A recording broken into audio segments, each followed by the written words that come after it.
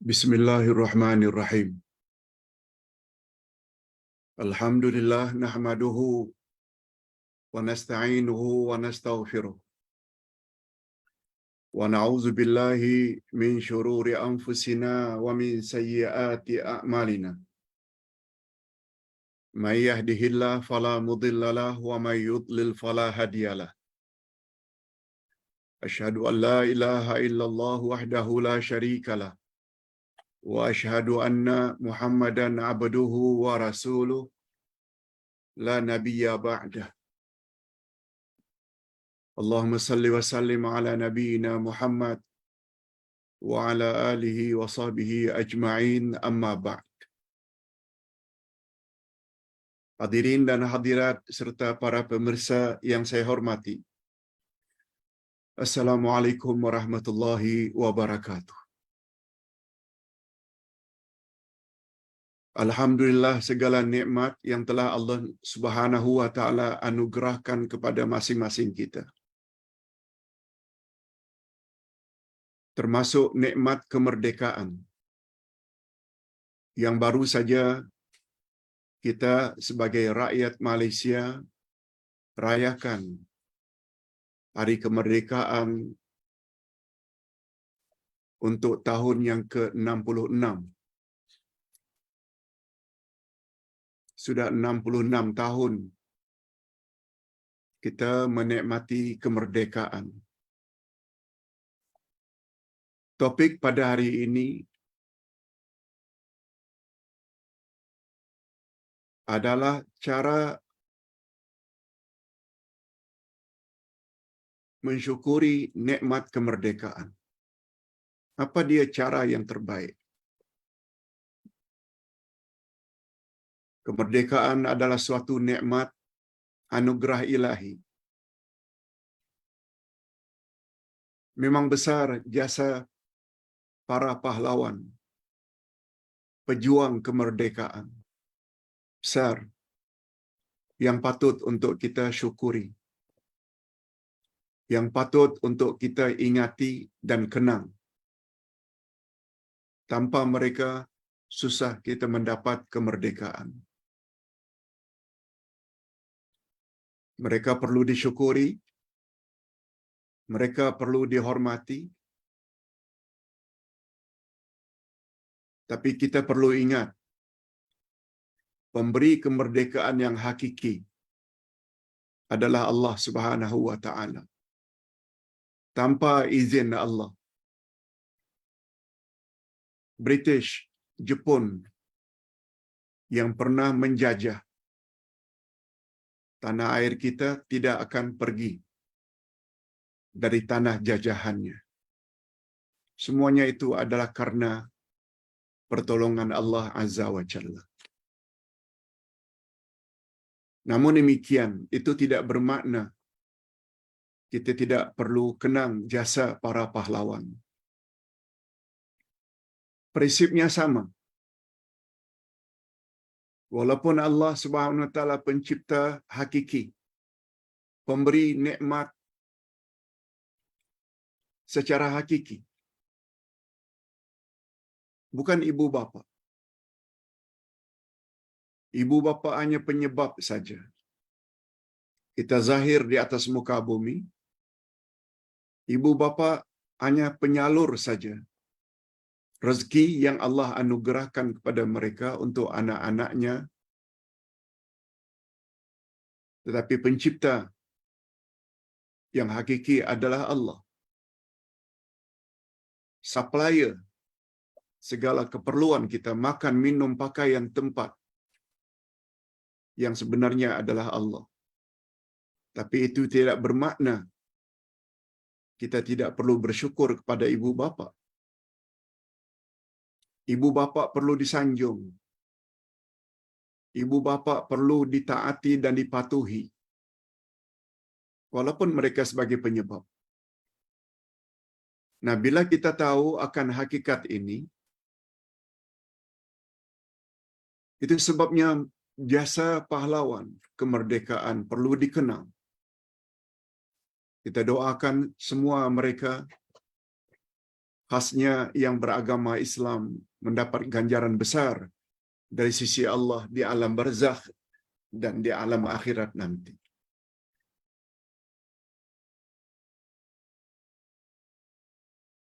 Hadirin dan hadirat rahimakumullah.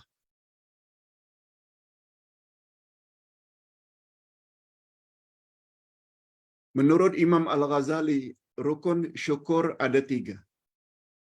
Menurut Imam Al-Ghazali, seseorang baru dikatakan telah bersyukur terhadap nikmat bila mereka telah melaksanakan 3 perkara.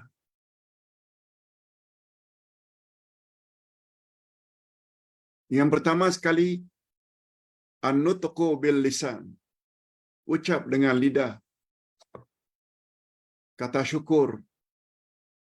Alhamdulillah.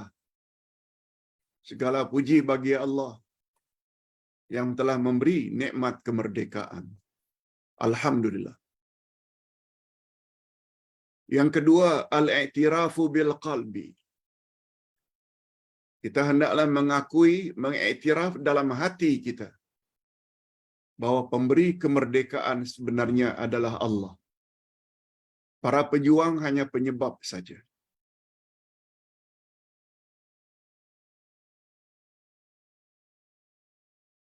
Dan yang ketiga, yang terakhir, ini yang paling penting, yaitu gunakan nikmat yang Allah anugerahkan itu pada jalan yang Allah redai. Alhamdulillah dapat anak, dapat cucu. Satu,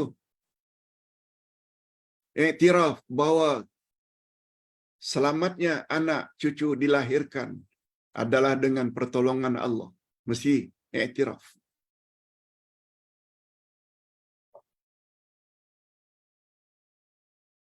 Allah Subhanahu wa taala yang beri, mesti ada pengiktirafan dalam hati. Dan yang ketiga, pergunakanlah, manfaatkanlah nikmat Allah, anak ke, cucu ke jalan yang diredai oleh Allah. Didik anak baik-baik agar menjadi anak yang diredai oleh Allah, anak yang saleh dan salihah, yang juga diharapkan bahagia di alam kubur dan di alam barzakh. Alam kubur atau alam barzakh dan di akhirat nanti.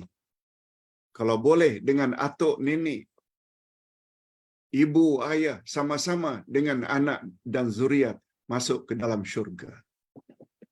Oleh sebab itu, tanda mensyukuri nikmat punya anak, cucu dan zuriat, selain mendidik mereka agar berjaya di dunia, tapi mereka juga perlu difikirkan oleh atuk nenek, ibu bapa agar berjaya di alam barzakh dan di alam akhirat. Agar semua mereka menjadi anak yang saleh dan salihah. Itu sebabnya jangan lupa esok kuliah duha kita pada hari Ahad.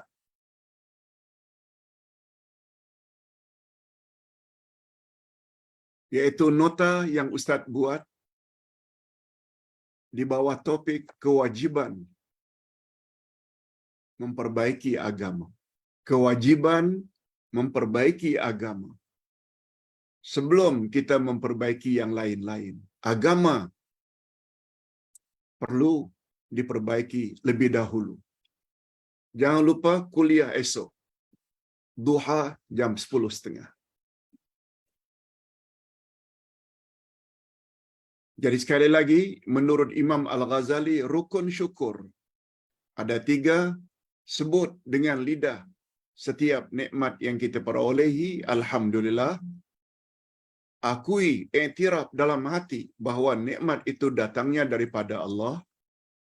Dan yang ketiga, gunakan nikmat itu pada jalan yang Allah redha. Sungguh banyak isyarat-isyarat tentang 3 rukun tersebut dalam Al-Quran. Sila lihat surah Al-Kautsar, surah yang paling pendek. A'udzubillahi minasyaitonirrajim. Bismillahirrahmanirrahim. Inna a'tainakal kautsar fasalli lirabbika wanhar.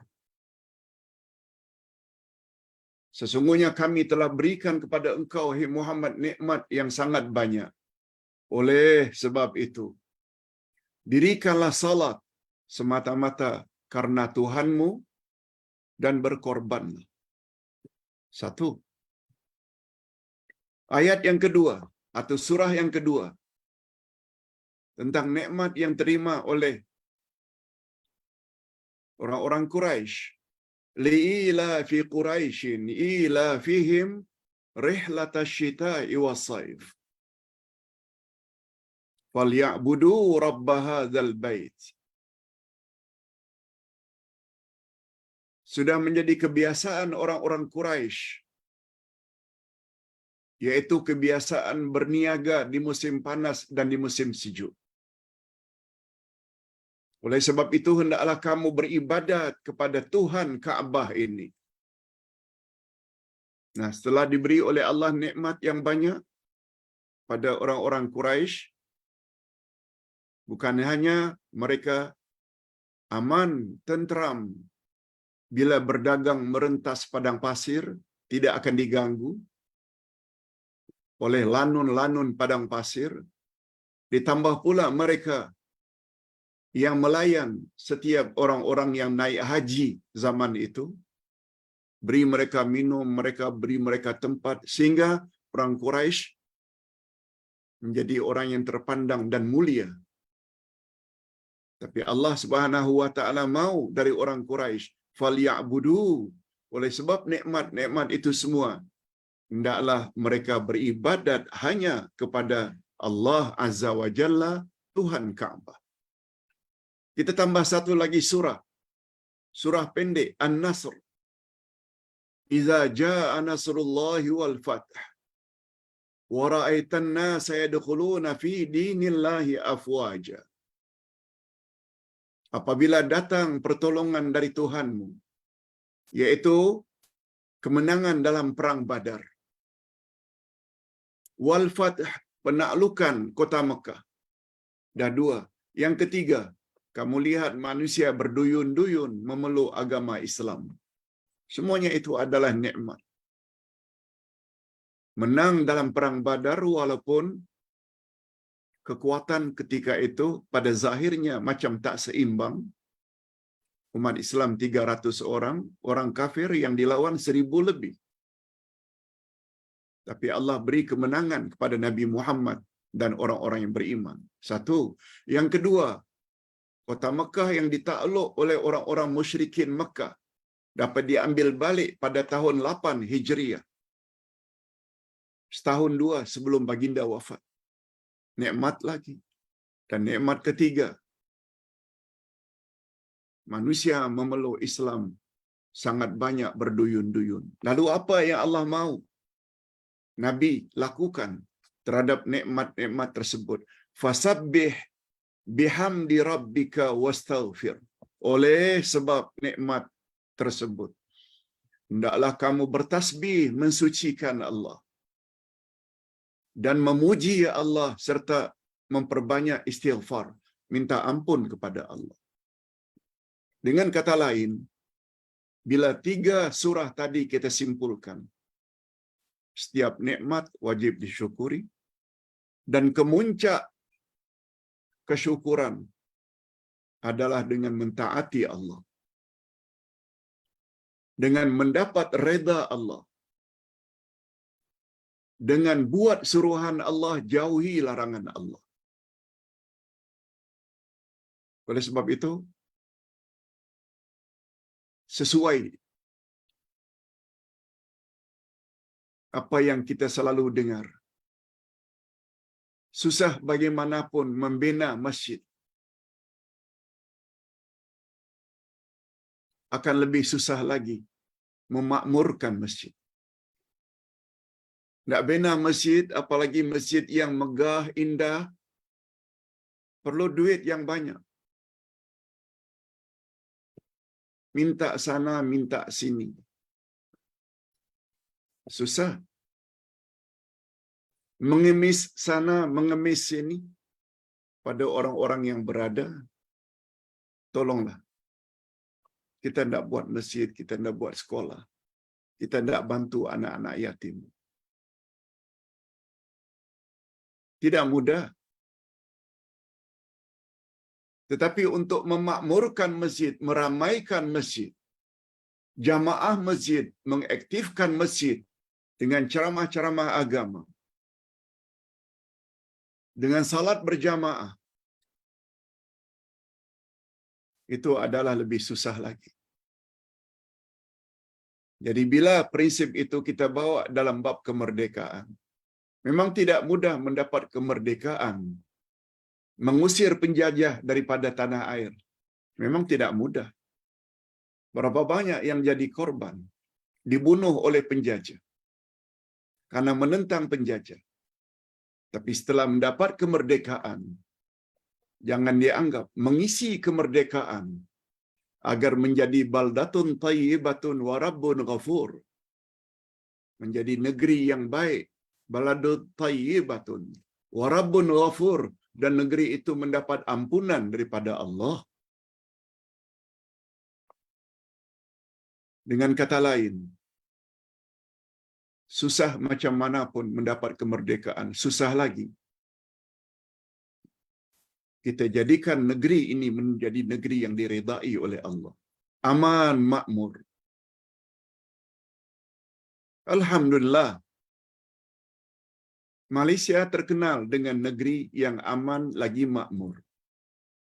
Tak banyak beza dengan sifat yang Allah sebut tentang orang-orang Quraisy. Tidak banyak beza. Apalagi Allah Subhanahu wa taala tolong orang-orang kafir Quraisy. Allazi at'amahum min ju', yang telah beri mereka makan sehingga terhindar dari kebuluran. Wa amanahum min khauf, dan telah beri mereka keamanan, ketenteraman sehingga terhindar dari rasa takut. Bila dua nikmat ini yang Allah bagi kepada orang Quraisy, kita renung-renung, itulah dia istilah makmur dan aman. Makmur karena diberi oleh Allah makan, minum. Wa amanahum, beri keamanan. Betul tak? Apa yang diperolehi oleh Quraisy juga diperolehi oleh Malaysia. Walaupun Malaysia terdiri dari berbilang kaum, kita alhamdulillah merasa aman saja. Melayu dengan Chinese, Chinese dengan India, India dengan berbagai lagi. Kadazan, Dayak, dan lain-lain. Malaysia terkenal dengan negara yang berbilang kaum, berbilang bangsa.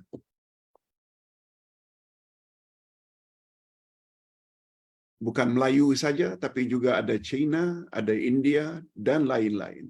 Berbilang.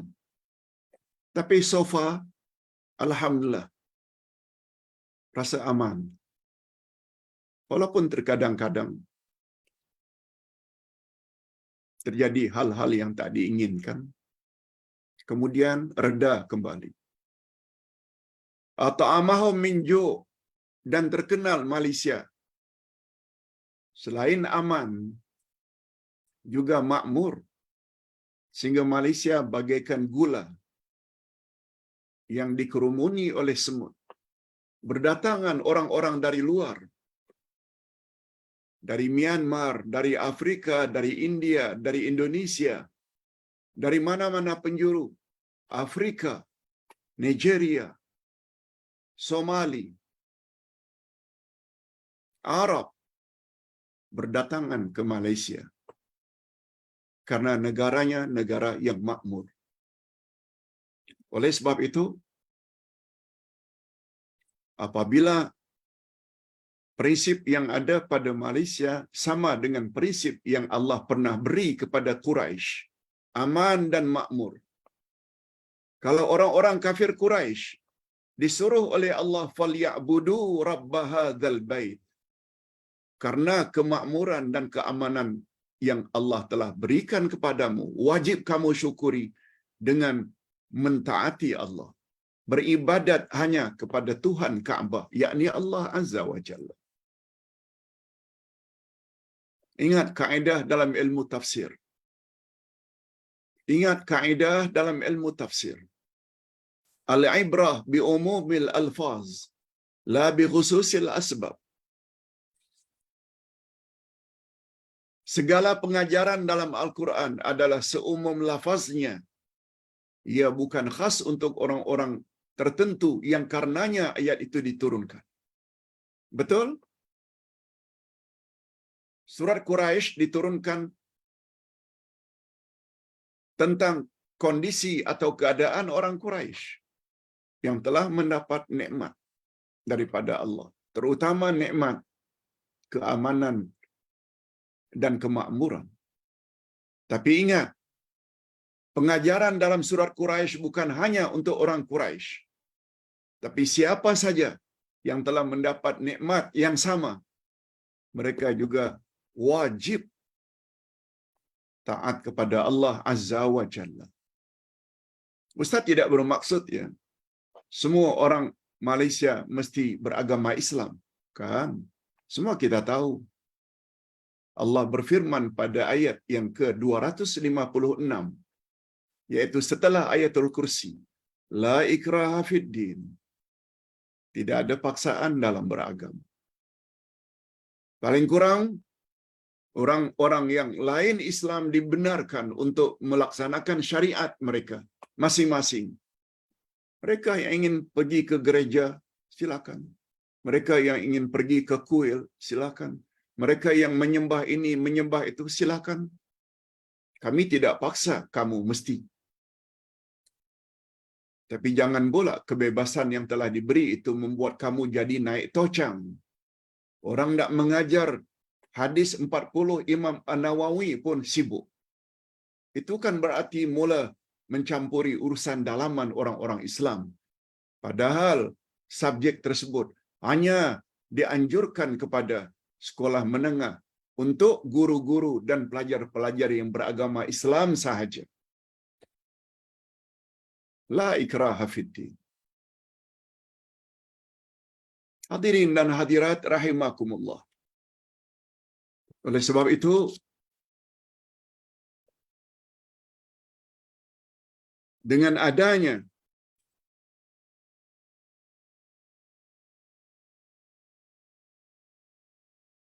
usaha-usaha antara lain menjadikan Islam sebagai agama resmi Malaysia, tertera dalam perlembagaan. Agama resmi itu adalah puak Ahlus Sunnah wal Jamaah. Bukan Syiah, bukan Khawarij, bukan liberal, Mu'tazilah, bukan Murji'ah, bukan Qadiani. Segala yang cenderung kepada yang lain-lain itu dilarang disebarkan di Malaysia. Yang disebarkan hanya Ahlus Sunnah wal Jamaah. Lebih-lebih lagi dengan membawa hujjah dan dalil dari Quran dan Sunnah Nabi sallallahu alaihi wasallam.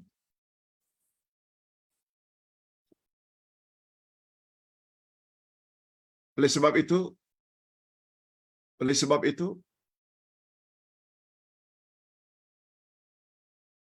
cara kita mengisi kemerdekaan, ada beberapa perkara yang perlu kita patuhi. Pertama sekali, kalau tadi syara mensyukuri nikmat Allah, hendaklah beribadat, menyembah, taat, patuh hanya kepada Allah, maka hati-hati terhadap beberapa perkara belakang bawah ini. Bebaskan diri Merdeka maknanya bebas. Kita selaku umat hendaklah membebaskan diri dari penyembahan sesama manusia. Jangan patuhi manusia, tak kira siapa.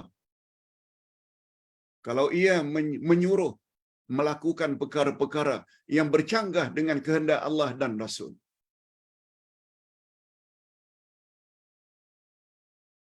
Rasulullah sallallahu alaihi wasallam bersabda, "La ta'ata li makhluqin fi ma'siyatil khaliq." Tidak ada ketaatan kepada sesama makhluk dalam perkara-perkara maksiat.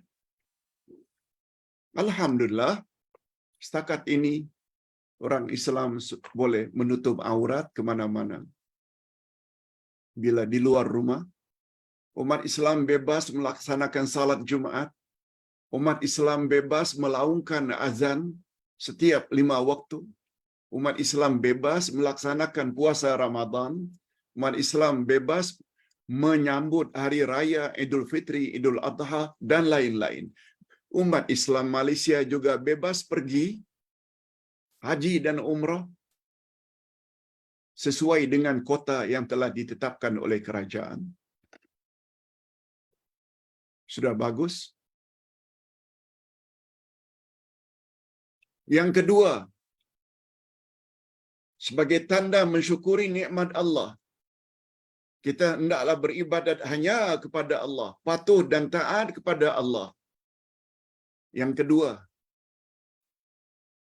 selain bebaskan diri daripada penyembahan kepada sesama manusia, taat dan patuh yang tidak pada tempatnya, yang kedua, kita juga mesti bebaskan dari amalan-amalan jahiliyah. Apa dia amalan-amalan jahiliyah sebelum Nabi Muhammad diutus sebagai Rasul? Berzina, minum arak, bergaul bebas, berjudi, dan sebagainya. Itu semuanya amalan-amalan jahiliyah. Setelah Nabi Muhammad sallallahu alaihi wasallam diutus, membimbing umat, semuanya itu tak boleh. Sebab itu amal jahiliyah. Itu sebabnya ada sekatan terhadap perjudian. Ada larangan dari pemerintah membuat pusat-pusat pelacuran. Itu sudah baik. Sebab semuanya itu adalah amal-amal jahiliyah. Yang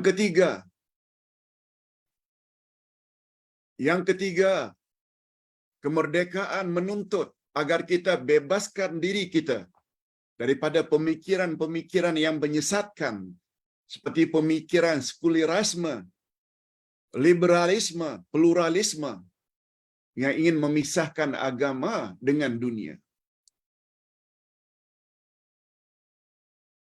Umat Islam Indonesia, umat Islam Malaysia yang telah mendapat nikmat kemerdekaan, mesti bebaskan minda mereka daripada pemikiran-pemikiran yang tidak Islamik. Antara lain, sekularisme, puak yang ingin memisahkan agama lain, dunia lain. Semua kita tahu siapa yang memperjuangkan sekularisme. Bebaskan, itu maknanya merdekakan pemikiran kita daripada unsur-unsur jahiliyah.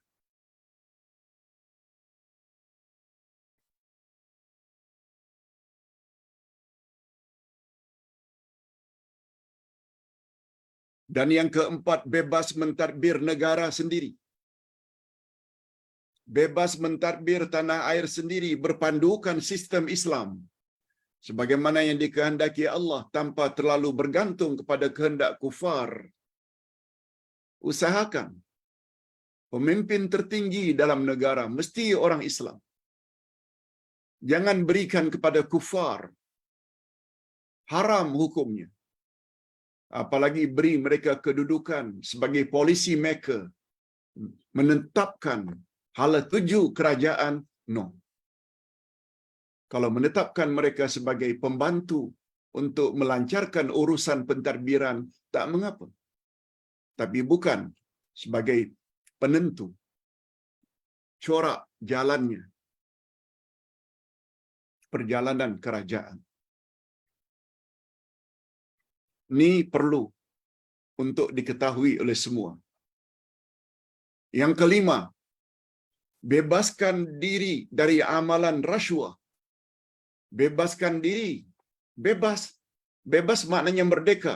Merdekakan diri daripada amalan rasuah, pecah amanah, penipuan, pilih kasih dan sebagainya dalam mentadbir negara. Termasuk itu sebabnya baru-baru ini, beberapa hari yang lalu, Ustaz masukkan satu khutbah dari Sahibus Sama'ah Mufti Perlis tentang kemerdekaan. Sungguh tepat. Sila dengar balik. Kalau belum dengar, khutbah yang dalam durasi lebih kurang 9 minit itu sangat menarik. Sudah merdeka, tapi banyak perkara-perkara di dalam negara yang bercanggah dengan kehendak Allah. Sila dengar. Dan yang terakhir, yang keenam, pengajaran yang dapat kita ambil. Bebaskan negara dari aktiviti-aktiviti yang boleh mengundang kemurkaan Allah. Apa dia aktiviti-aktiviti yang boleh mengundang kemurkaan Allah?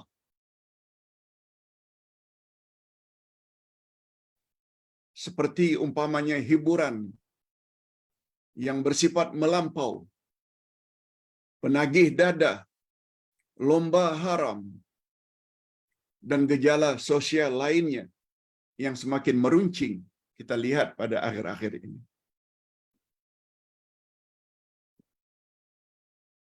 Termasuk suara-suara yang kadang-kadang muncul daripada orang yang mengaku dirinya muslimat, membuat kenyataan-kenyataan menghina agama Allah.